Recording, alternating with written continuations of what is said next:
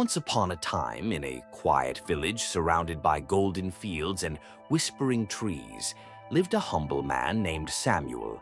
He wasn't wealthy, but he had a heart full of faith and a spirit that never gave up. Samuel lived with his wife Ruth and their young son Aaron in a small clay house at the edge of the village. One year, a terrible famine struck the land.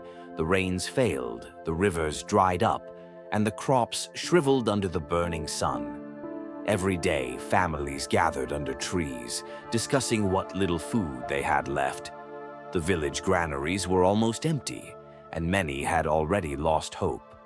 Samuel had one last jar of rice left in his home. It was barely enough to feed his family for a few more days.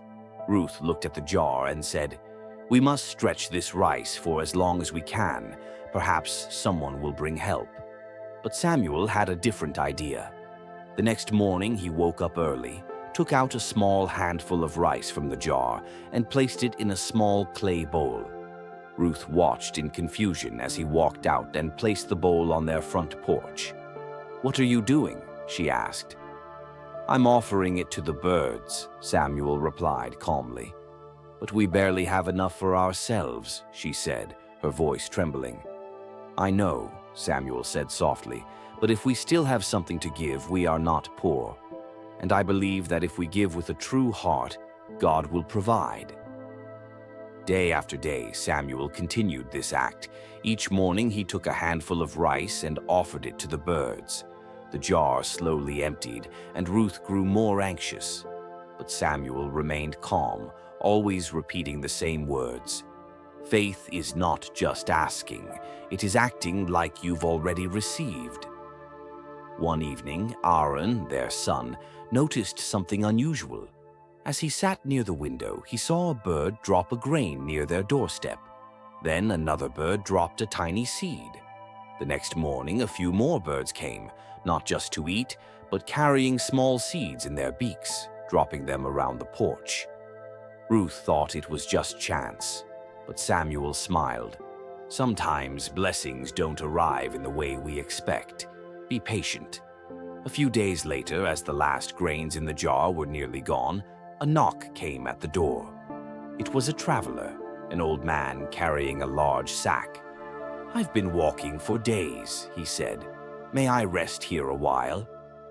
Despite having so little, Samuel welcomed him in. Ruth served him their last bit of rice.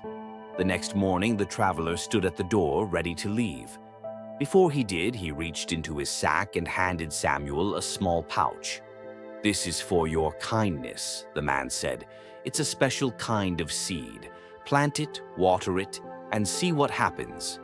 Samuel took the pouch and opened it. Inside were shiny golden seeds unlike any he had ever seen. Without hesitation, he planted them in the dry soil around his home and began caring for them every day. He had no idea if they would grow, but his faith never wavered. Days turned into weeks. Then, miraculously, one morning, Samuel awoke to find tiny green shoots pushing through the earth. While other villagers' fields remained dry, Samuel's land began to flourish. His garden bloomed with golden rice plants, tall and healthy.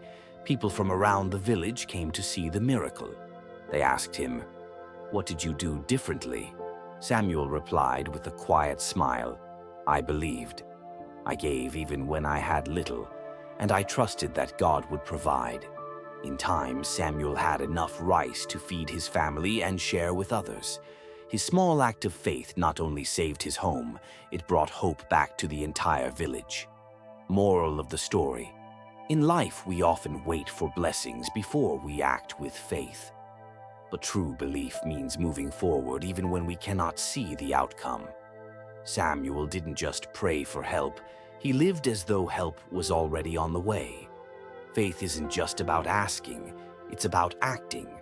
When we believe deeply and act sincerely, we invite miracles into our lives.